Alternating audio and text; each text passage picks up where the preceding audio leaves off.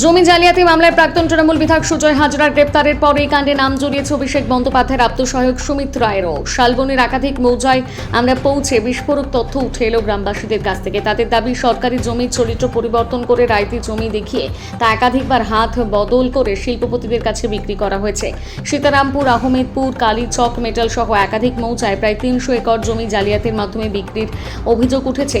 জাল দলিল, জাল পর্চা, জাল দলিল, জাল পর্চা এবং ভুয়ো রেকর্ড তৈরির মাধ্যমে কয়েকশো কোটি টাকা দুর্নীতি হয়েছে। গ্রামবাসীদের অভিযোগ শুনে রীতিমতন চক্ষু চড়ক গাছ। স্থানীয়দের দাবি, এমনকি উদ্বাস্তু কলোনির জমিও ভুয়ো নথির মাধ্যমে বিক্রি করা হয়েছে বলে অভিযোগ। তদন্তে নেমে একের পর এক গুরুত্বপূর্ণ তথ্য হাতে পেয়েছে পুলিশ।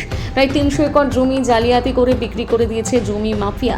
আর পিঠ মোটা হয়েছে সুজয় হাজরার মতো নেতাদের। কয়েকশো কোটি টাকার দুর্নীতি। 300 একর জমি এলাকাগুলোর খালি জমির দাম 15 লক্ষ টাকার, পাঁচিল ঘেরা জমির দাম 30 লক্ষ টাকা। তাই যেন চেন প্রকারের জমির দখল নিয়ে বাউন্ডারি ওয়াল তুলে দেওয়ালেই থাকতো এই জমি মাফিয়াদের লক্ষ্য। তবে কত টাকার এই দুর্নীতি হয়েছে সেই অঙ্ক তো আমরা করতে পারছি না। আপনারা কি অঙ্কের হিসেব পাচ্ছেন?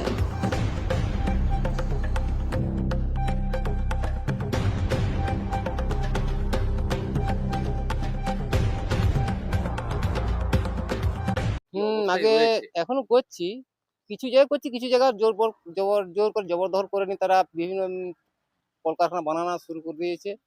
আমাকে উচ্ছেদ করে দিয়ে কিছু টাকা দিয়ে তারাকে সরিয়ে দিয়েছে এবং এইভাবেই তারা চালিয়ে যাচ্ছে।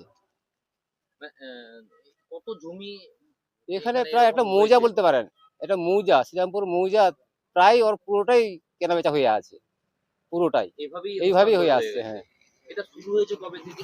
এটা 2000 ওদের দলিল হয়েছে 2006-7 থেকে দলিল পুরো হয়ে আছে। তারপরে আর আস্তে আস্তে আস্তে আস্তে মানে পুরো হয়েছে। রাজনৈতিক পরিবর্তনের পরে পরেই আবার বেশি করে দখলদার উচ্ছেদ মাথা করতে চাড়া হয়, দিয়েছে। বেশি চা দিয়েছে, বেশি করে এইভাবেই তারা। আপনারা কি চান? আমরা এখানে চাই আমাদের যাতে আমরা পুনরায় এই জমিগুলোকে ঘুরে পেয়ে থাকি এবং যাদের এইসব জমি মাফিয়ারা কেনাবেচা করেছে তারা একটু ধরা হোক, মূল তদন্ত করা হোক। অথচ সরকারি জমি তারা জোর করে তারা বিভিন্ন টাকা পয়সার বিনিময়ে তারাকে আমরা গ্রামের মানুষকে উচ্ছেদ করে তারা কলকারখানা বানানো শুরু করেছে এবং কলকারখানা নয় এবং বাউন্ডারি ঘিরে দিয়ে তারা নিজেরা চাষ করে তারা হচ্ছে। আমার নাম মুকুন্দ সরেন, সীতারামপুর।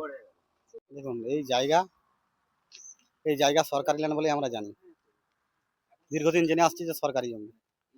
আমরা এই জায়গার দখলে ছিলাম, তো আমরাও চেয়েছিলাম যে এই জায়গার কিছু না কিছু পেপার করব, কিন্তু আমরা খবর পাচ্ছি যে এগুলো সরকারি জমি, এগুলো পেপার হবে না। কিন্তু তা সত্ত্বেও কিছু বছর পর 2002 সালের পর দেখা যাচ্ছে যে এসব জায়গা কিছু কিছু জমি মাফিয়াদের নামে হয়ে গেছে এবং দখলের জন্য তারা আসছে। তখন তো আমরা অবাক যে এই জায়গা কি করে হয়ে যায়, সরকারি জমি কি করে এই জমি দালালদের নামে হয়ে গেল।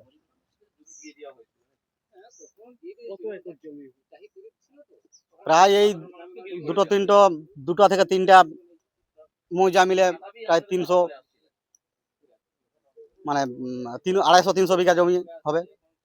তার মধ্যে আছে কিছুটা আছে পটাশ বাগান চাষ করতাম, কিছুটা চাষবাস হচ্ছে, কিছুটা আবার মানে ঘর বাড়ি করে বসবাস করে আছে। কিভাবে হলো এই দুর্নীতিটা?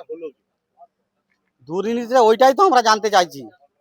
কি হলো দিয়ে রায়তলেন হয়ে গেল, মানে এএনসি হ্যাঁ। সরকার যখন আসলো খাস জায়গাগুলো কি হলো?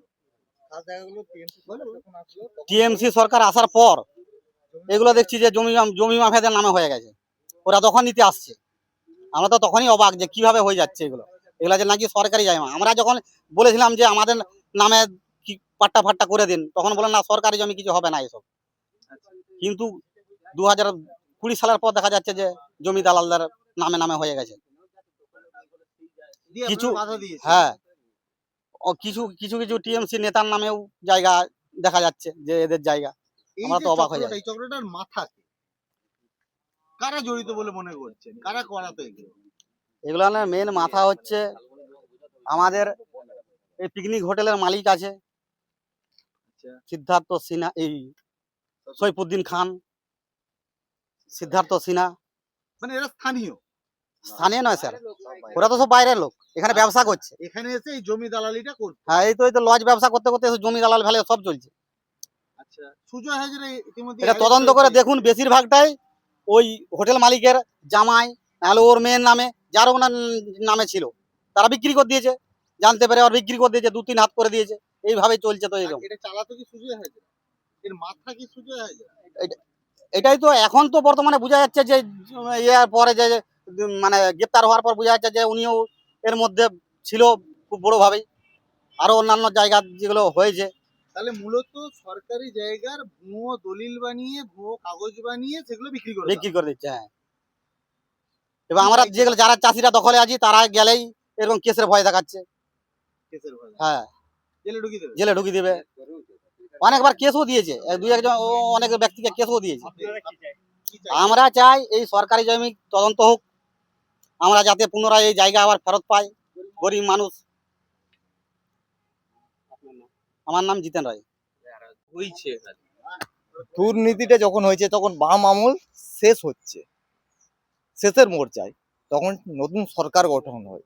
নতুন সরকার যখন গঠন থেকে শুরু হয়েছে তারপর থেকেই এই দুর্নীতিটা শুরু হয়েছে। এখানে এটা এই মৌজায় না, সীতারামপুর মৌজায় না, আপনি যজ্ঞেশ্বরপুর মৌজা দেখুন, মহেশ্বরীপুর মৌজা দেখুন, মেটাল মৌজা দেখুন, সীতারামপুর মৌজা দেখুন, এখানে ম্যাক্সিমাম বিঘাকে বিঘা, কোনো জায়গায় মৌজাই একদম ফাঁকা করে দিয়েছে। একদম নেই।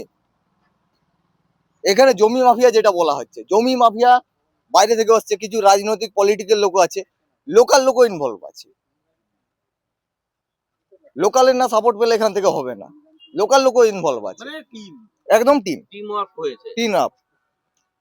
সেটার জন্য বলা, যেমন এই যে সুজয় হাজরা ধরা খেলো, সে এবার নাম বলছে, ওইভাবেই যেমন একবারে নিচ থেকে একবারে এই জমি মাফিয়াদের নির্ধ্বংস হোক, সেইটাই চাই সরকারের কাছ থেকে। গ্রামবাসীরা শান্তিতে থাকুক। আরামসে যাদের জমি চলে গেছে তারা যেমন ঘুরে ফেরত পায়।